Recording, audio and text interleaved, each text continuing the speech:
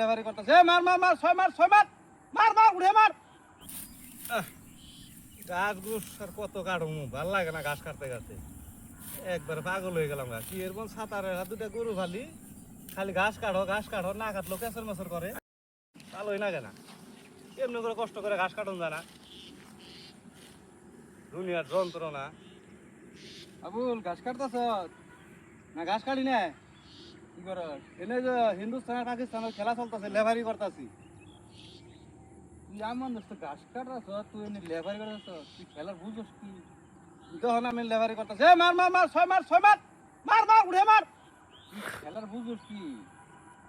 এই যে এই কথাটাই তো আমি তোমার বুঝবে চাইতেছি। আমি আসলে একজন কামলা মানুষ, আমি কামলা দিয়া খাই। তুমি ঘুরে ঘুরে আমি কি করি দেখ পারলো শুধু আমি এনে ঘাস কাটি, তাহলে আমার কথাটা কি আর জিজ্ঞাসা করুন?